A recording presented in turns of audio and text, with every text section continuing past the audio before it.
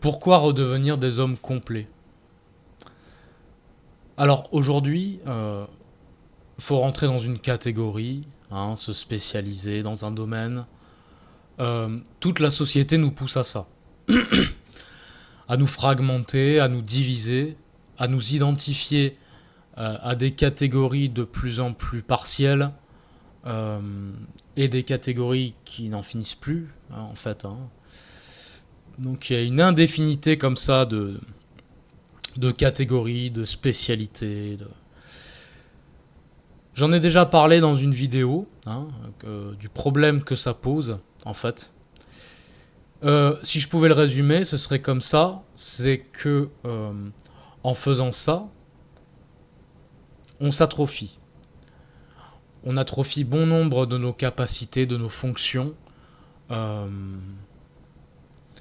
et on met sous le tapis, on camoufle des choses de nous-mêmes, à nous-mêmes d'abord. Voilà, je vais développer un peu ça. Déjà, c'est quoi un homme complet? Alors, moi, ce que j'appelle homme complet, bon, c'est un terme un peu pompeux, hein, vous voyez.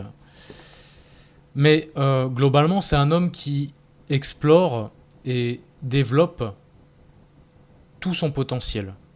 Alors tout, ça peut pas être tout, parce que c'est impossible, à moins d'arriver à un stade complètement surhumain, ce qui est possible, mais pour peut-être 0,0001% de la population. Mais en revanche, c'est possible d'exprimer son potentiel à travers toutes les sphères de notre être. Hein. Donc, qu'est-ce que j'entends par sphère de l'être? Donc, il y a différentes choses. Hein. L'être humain, on est composé, on possède différentes capacités, différentes fonctions. Pour les regrouper, on les regroupe généralement dans la sphère mentale, intellectuelle, la sphère sentimentale, imaginative, qui est entre la sentimentale et l'intellectuelle, la sphère émotionnelle, hein, la sphère instinctive, animale, désir, pulsionnel, etc. Donc on est fait de toutes ces choses-là, de toutes ces capacités, de toutes ces fonctions. Et pour être complet, il convient d'aller voir un peu tout ça. Et déjà d'aller voir et puis d'exprimer ce qui peut s'exprimer. Sachant qu'on est tous des individus uniques qui ont une configuration unique, mais nous avons tous ces sphères-là en nous, hein. Et il convient, à mon avis, de les explorer toutes.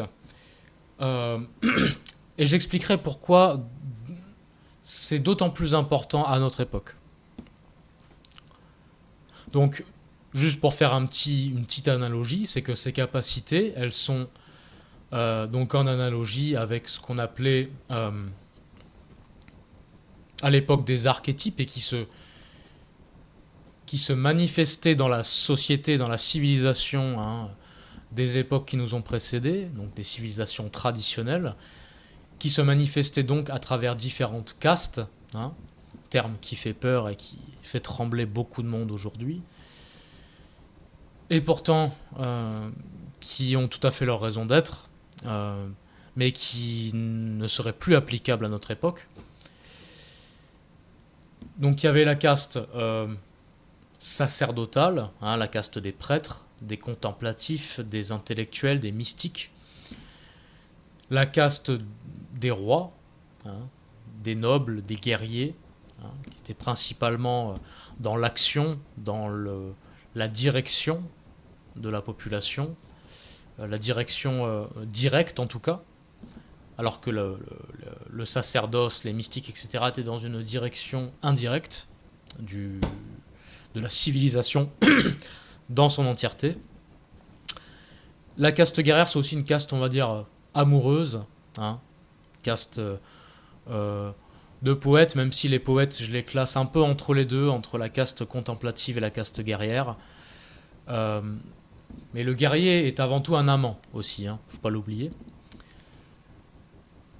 Donc tout ça, en fait, vous voyez, il faut le comprendre, essayer de le comprendre intérieurement, voir ce qui en vous déjà hein, peut correspondre plus ou moins à ces catégories-là, dans quelle mesure, après, etc. Bon, j'y reviendrai plus loin.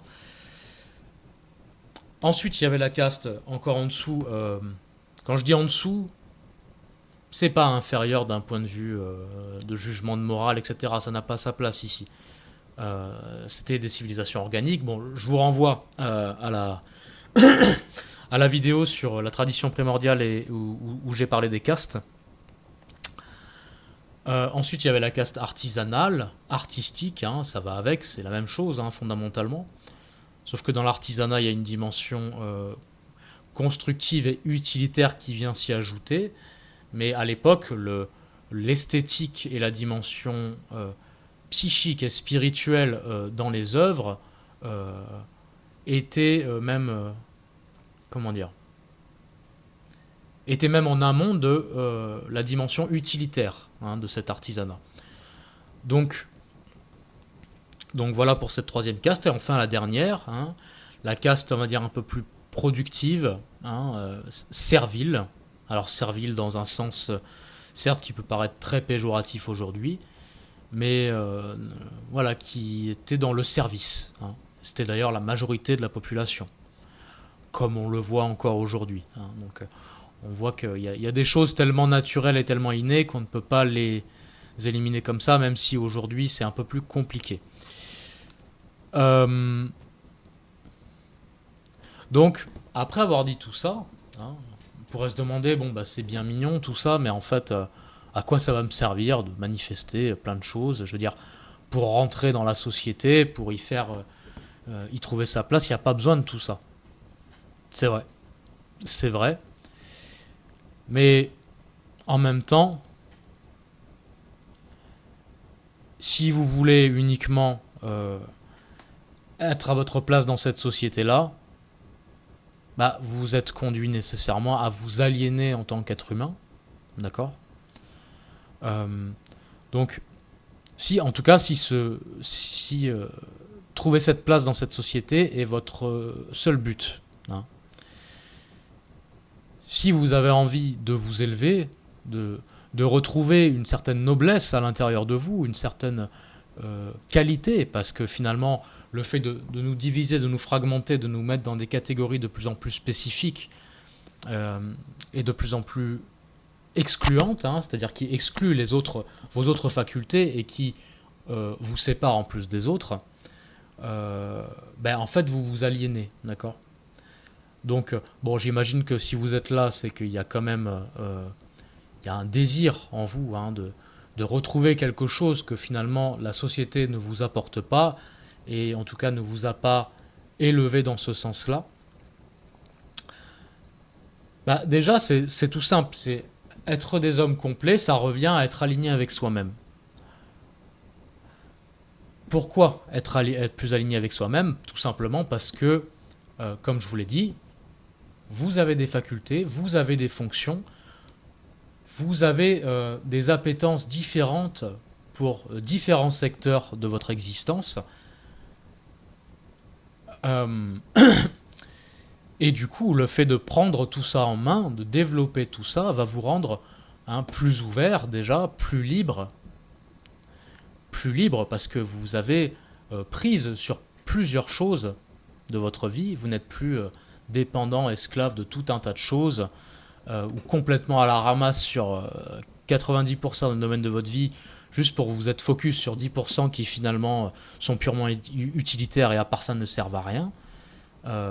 Donc à l'arrivée, c'est pour être plus heureux. Hein. C'est une évidence ce que je dis, mais des fois j'ai l'impression que je suis obligé de le répéter, parce que bon, quand même on est à une époque de grande souffrance globale, générale, et faut pas oublier qu'on n'est pas sur Terre juste pour souffrir en fait. Alors la souffrance fait partie de l'incarnation, mais il y a un accomplissement à trouver. Il y a un accomplissement dans l'incarnation. Donc ça c'est important de le rappeler. Donc, bon là j'ai noté quelques trucs. je vais un peu aller à la one again, mais euh, en fait, à un moment, je disais, pourquoi est-ce que c'est d'autant plus important aujourd'hui de redevenir des hommes complets? Parce que dans les civilisations qui nous ont précédés, il y avait encore cette différenciation entre différents archétypes, entre différentes castes, différentes grandes catégories d'êtres humains, comme je les ai énoncées un peu avant.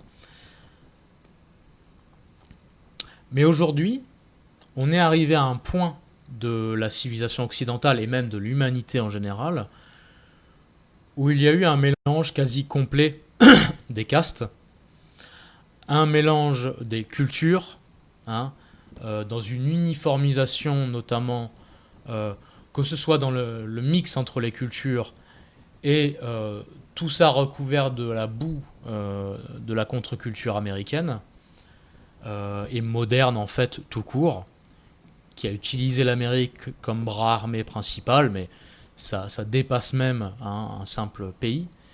C'est quelque chose même de métaphysique derrière. Donc ce mélange-là, hein, parce qu'il faut savoir que notre âme est accrochée au corps, hein, que les deux sont imbriqués l'un avec l'autre et sont inséparables. Hein. Quand on parle de l'immortalité de l'âme, on ne parle pas de l'immortalité de l'individualité. Cette âme, cet ego, ce prisme qui nous a été donné, hein, cette espèce de grand filtre finalement qui est interdépendant avec l'extérieur, qui va nous aider à le construire, etc., plus ou moins bien, aujourd'hui particulièrement mal, est quelque chose de transitoire, d'accord ? Mais en amont de tout ça, il y a une personnalité plus profonde, hein, j'en ai parlé dans plusieurs vidéos déjà, et cette personnalité-là, si elle s'incarne, hein, et qu'elle vient imprégner le tissu de l'âme et du corps, c'est pour incarner ce que, justement, ce tissu d'âme et de corps lui donne la possibilité d'incarner. D'accord ? Avant d'aller peut-être au-delà, mais comme je l'ai dit, c'est pour une minuscule élite d'individus dont je ne fais certainement pas partie. D'où le fait que je fasse des vidéos là-dessus. Moi, si vous voulez, j'ai compris au fur et à mesure du temps, de par mon expérience, hein, je vais parler un petit peu de mon expérience aussi, c'est que, bon, comme vous pouvez le constater, ma tendance principale est d'être un intellectuel, un penseur, avec une appétence pour tout ce qui est mystique, métaphysique. Cela dit, il y a d'autres choses en moi. Et ça, je l'ai compris au fur et à mesure du temps, que je ne pouvais pas juste me laisser aller à certaines tendances qui sont prédominantes, mais aussi aller chercher d'autres tendances en moi. La tendance guerrière, par exemple, la tendance poétique, même artistique, hein, sur un domaine bien particulier, mais ça reste une sphère de l'être, hein, l'art, d'accord ? Cette sensibilité artistique que je devais développer. Et je constate chez de plus en plus de gens, et notamment chez les jeunes, qui commencent à comprendre effectivement que on doit être bien plus que des spécialistes, bien plus qu'une catégorie, bien plus qu'une idéologie ou qu'un parti politique, d'accord ? On est infiniment plus vaste que ça, et ce même dans les limites de notre incarnation. Donc, tout ça justement, parce que déjà toutes les castes se sont mélangées, ensuite même les ethnies commencent à se mélanger de plus en plus, hein, ainsi que les cultures, ce qui donne des individus qui finalement sont très dispersés, très déracinés, très perdus en fait, hein, dans tout ça, et d'où l'importance en fait d'aller voir un petit peu tout ce qu'on porte en soi-même, de tester plein de choses, hein. Et pour rappeler une chose, c'est que dans les civilisations qui nous ont précédés, alors le meilleur exemple et l'exemple le plus connu qu'on ait, le plus sourcé, c'est celui de la Grèce antique. Les hommes, alors pas tous, évidemment, hein, parce que, quoi que j'en dise, effectivement, jamais tous les êtres humains iront vers ce que je dis là, mais il y avait malgré tout ce qu'on appelait des polymathes. Hein, des polymathes, c'est-à-dire des gens qui étaient à la fois philosophes, poètes, mystiques, ésotéristes, guerriers, poètes, politiques. Hein. Donc Platon, par exemple, en faisait partie, et d'autres après lui. Hein. Mais pourquoi c'est important ? Pourquoi c'est important, même au-delà d'explorer tout notre potentiel ? Ce qui est important, c'est de... Comment dire ? Il y a un autre aspect, c'est que c'est l'aspect de...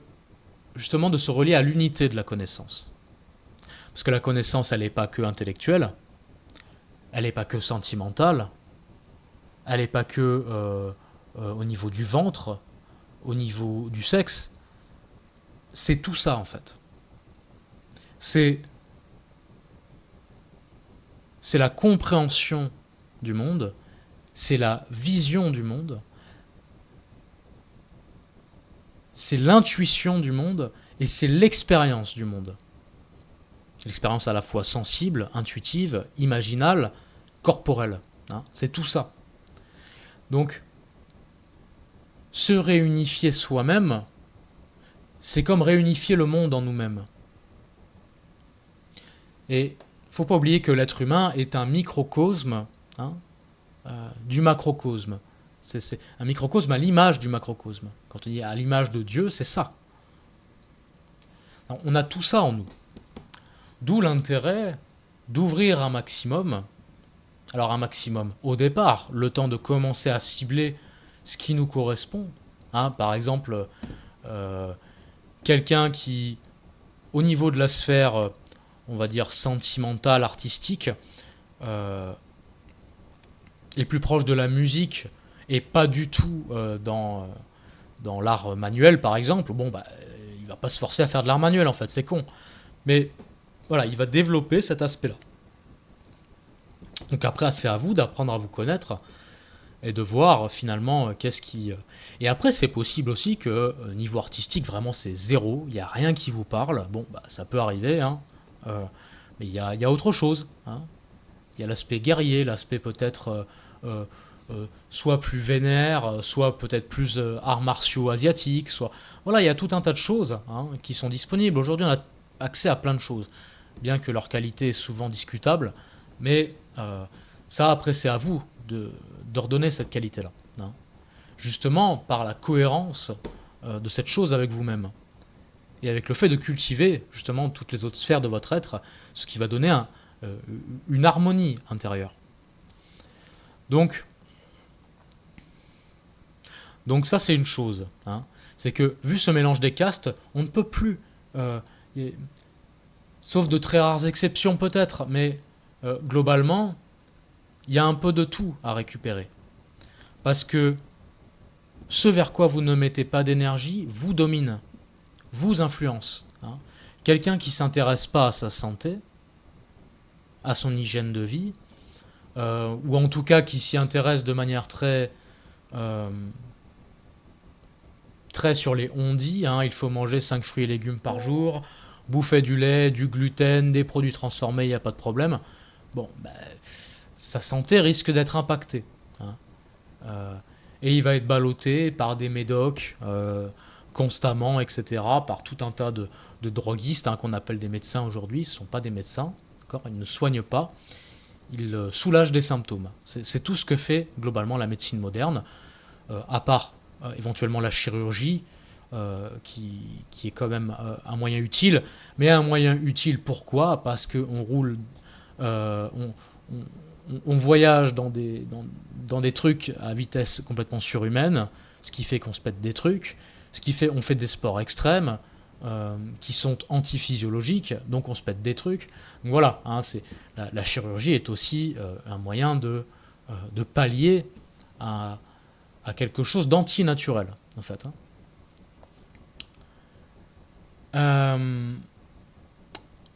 Donc, après avoir dit tout ça, il y a quelque chose d'important aussi. C'est qu'il s'agit de donner du sens à chaque domaine de sa vie. Rien n'est à exclure. Rien n'est à délaisser. Il y a des choses qui viendront toutes seules parce que justement, il n'y a pas besoin de porter un accent éventuel dessus. Ça, c'est à vous d'apprendre à vous connaître aussi. Mais essayez de cibler le plus large possible dans ce que vous êtes. Donc, pour faire une petite liste, grosso modo, la santé, le sport, la force. Putain, mais on est de plus en plus des merdes, quoi. Faut se bouger le cul, en fait. Parce qu'en fait, on va être bouffé littéralement par ce qui suit. J'en ai parlé dans la vidéo du sang et des larmes. Si on ne se réveille pas, si on n'est pas un minimum fort physiquement, donc santé et sport, parce que si tu fais du sport tout le temps mais que tu bouffes comme une merde, que tu as des cernes comme as sous les yeux, ça va être difficile après. Donc voilà. Santé, sport, hygiène de vie, en fait, global. On en reviendra à la discipline qui concerne tous les domaines aussi. L'intellect, bien sûr, nourrir sa connaissance, que ce soit à la fois par l'introspection, la compréhension de soi-même, de ses comportements, qu'est-ce que ça révèle de nous, etc. La dimension donc artistique, laisser aller aussi cette sensibilité. La sensibilité est un moyen d'accès au réel aussi. Voilà, donc toutes ces choses-là sont à cultiver. Et d'un point de vue même plus philosophique, on en revient à Platon, donc au beau, au bien et au vrai. Si vous avez une certaine appétence pour l'absolu, pour Dieu, pour le divin, pour le spirituel, le beau, le bien, le vrai, c'est la porte d'accès direct, évidemment. Et le beau fait appel, c'est plus compliqué que ça, mais il fait d'abord appel à la sphère sentimentale. Le bien et le vrai, on va dire entre sentimental et intellectuel, et le vrai, ça dépasse même. Alors c'est aussi dans l'intellectuel, mais c'est même du supramental. Et aussi du suprasensible, on pourrait dire. À travers le monde imaginal, à travers justement l'art, qui peut être un vecteur d'un influx qui passe à travers nous, et justement qui nous transfigure à travers notre art, comme c'était le cas dans les civilisations traditionnelles, en tout cas pour les plus alignés, parce que c'est jamais parfait, même dans les civilisations traditionnelles. Et tout ça, ça permet aussi de donner du sens à sa vie, bien sûr, donner du sens à chaque domaine. Là je vais chanter, par exemple, parce que ça a tel effet sur moi, parce que ça invoque tel aspect en moi qui a besoin là de se manifester, d'être nourri. Là, puis voilà, après c'est à vous de mettre le curseur où vous voulez, de savoir dans quelle proportion, qu'est-ce qui est le plus important parmi ces choses-là, de prioriser les choses. Donc voilà, il y a différentes choses comme ça, et tout ça, ça va vous permettre bien sûr, l'élément principal de tous ces éléments que vous allez vous nourrir sera sans doute votre vocation, d'accord ? Mais ça ne veut pas dire pour autant exclure le reste. Ok. Parce que ce reste-là, vous ne vous en rendez pas forcément compte, mais il va nourrir votre vocation aussi. Si vous êtes de la sphère mentale, intellectuelle, le fait de nourrir ces autres sphères, pour éviter qu'elles se dessèchent, qu'elles s'atrophient, qu'elles crient d'agonie, au contraire, elles seront nourries, elles seront satisfaites, ce qui vous permettra dans l'aspect intellectuel de développer un maximum. Parce que le reste sera satisfait. parce que vous serez en bonne santé, parce que vous vous sentirez fort et donc confiant, hein, que ce soit avec vous-même, avec les femmes, etc. Vous voyez? Donc,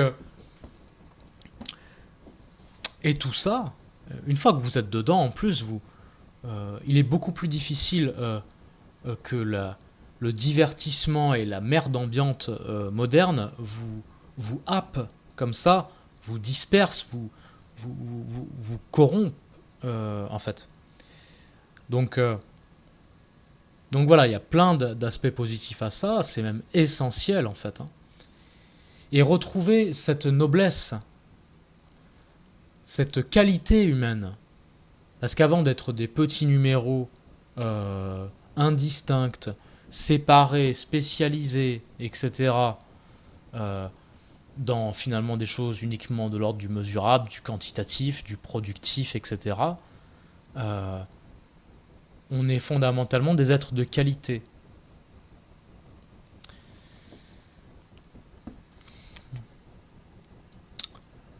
Donc je pense que j'ai à peu près tout dit. Je voulais pas faire une vidéo trop longue là-dessus. C'est une vidéo un petit peu vulgarisée où je développe pas outre mesure, hein, intellectuellement les trucs.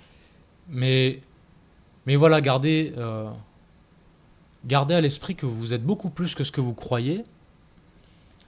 Vous êtes capable de beaucoup plus de choses. Et en même temps, capable de beaucoup moins de choses. Je vais rapidement m'expliquer là-dessus. C'est-à-dire que aujourd'hui, hein, que ce soit à travers l'essor du développement personnel, du comment ça s'appelle ça, les lois du pouvoir, je sais pas quoi, les lois de l'attraction, tu peux tout manifester. Non. On est incarné, d'accord? Donc on est des êtres finis. Par définition, un être fini ne peut pas tout manifester. Parce que tout manifester, ça voudrait dire manifester l'infini. Or, c'est parfaitement impossible. Et l'infini ne peut pas être manifesté déjà, dans tous les cas. Parce qu'il est au-delà de la création, de la manifestation, du fini. Hein. Donc, on va dire que sa manifestation est toujours partielle, toujours imparfaite, parce qu'elle prend une forme, elle prend une matière, etc. Hein. Bon, j'en ai marre de répéter ça, parce que je l'ai dit déjà dans plein de vidéos. Mais voilà, déjà, faut oublier cette histoire de la volonté est toute puissante. Ça, c'est très occidental, c'est très développement personnel, New Age, etc. Faut arrêter avec ça. Il y a plein de choses sur lesquelles vous n'avez pas prise. Et ça, c'est très important.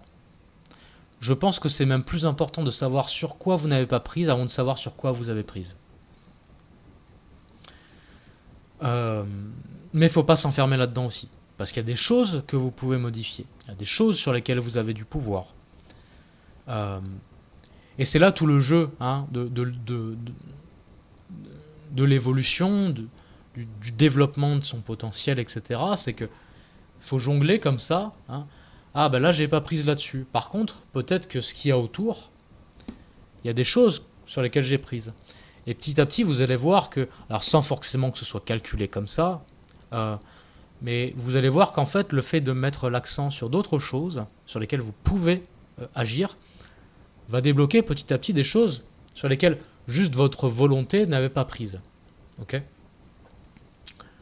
Donc notre volonté n'est pas toute puissante. Donc c'est pour ça que je disais qu'on est à la fois capable de beaucoup plus et à la fois capable de beaucoup moins. Hein. Voilà. Un autre truc aussi, quand même, qu'il faut que je répète, c'est que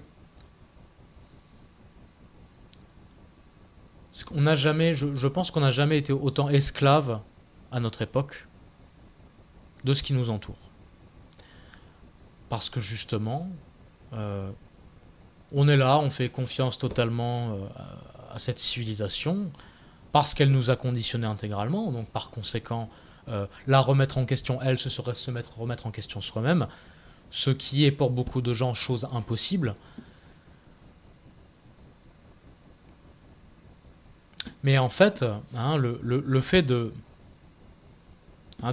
faire le bon toutou, le bon mouton, et de suivre cette voie toute tracée en, en étant allé vers ce qui s'est présenté le plus facilement à nous, sans même comprendre ce qu'il y a derrière, qu'est-ce que ça dit de nos facultés déjà. Ça se trouve, ce truc est cette voie qu'on nous a présentée correspond certes à quelque chose de notre nature, mais en est une parodie, quoi. Alors qu'en fait, avec cette nature-là, on pouvait faire beaucoup plus que ça. Quelque chose de beaucoup moins restreint, de beaucoup moins enfermant, limité. Donc déjà, il y a ça. Et en plus, tout le reste, on va l'occulter, quoi. On va l'occulter. On va jamais faire un travail en profondeur d'acquisition, hein, de réappropriation de sa connaissance, hein. Parce que si je sais pas moi, comme je disais tout à l'heure, si on va vers la santé et qu'on croit que le système de médecine moderne, excusez-moi, j'ai envie d'éternuer. Oui, je disais, si on croit que le système de santé moderne va nous guérir, il va pas nous guérir en fait. Il va pas nous guérir. Ce qui fait que vous allez être dépendant de ça, vous allez continuer. En plus, j'en ai déjà parlé dans une vidéo sur la philosophie de la santé, que le système de santé est basé sur une idéologie très fataliste, très... en fait, on est complètement soumis à l'extérieur, et puis ça nous tombe dessus comme ça, la maladie, quoi, en fait. Il n'y a aucune raison. Donc en plus, ça va vous mettre dans cette dynamique-là de soumission, d'esclavage. Et aujourd'hui, dans chaque domaine de notre vie, c'est comme ça. C'est pour ça que je dis qu'on n'a jamais été autant esclave. Parce que rien dans ce système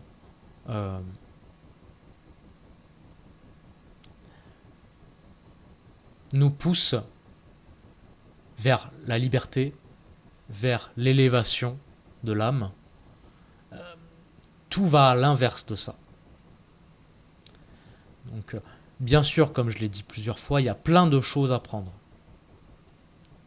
Mais le but premier de ces choses-là, leur intention première, il faut les détourner. Se les réapproprier. Et puis toutes les connaissances sont là. Aujourd'hui, il y a un grand essor de... Là, il y a eu quand même beaucoup de remises en question des théories officielles sur plein de sujets. Il y a des choses disponibles. Voilà, je pense que je vais m'arrêter là. Je suis assez fatigué, j'ai fait du sport avant et je suis un peu fatigué en ce moment. Mais voilà, je pense que j'ai dit l'essentiel. Je pense que c'est un sujet de toute façon sur lequel je reviendrai. Et je reparlerai des vertus aussi, parce que ça c'est important. Quand je parlais de qualité humaine, c'est fondamental, la vertu. Et en particulier pour un homme, hein, parce que vertu c'est virtus, hein, c'est la force, la virilité, d'accord. Donc c'est essentiel. Mais la vertu concerne aussi les femmes, hein, quelque part. Pas de la même façon. Mais aujourd'hui, je m'adressais principalement aux hommes, pour certaines raisons. Voilà. Je vous remercie d'avoir suivi jusqu'au bout, et puis je vous dis à bientôt pour une prochaine vidéo.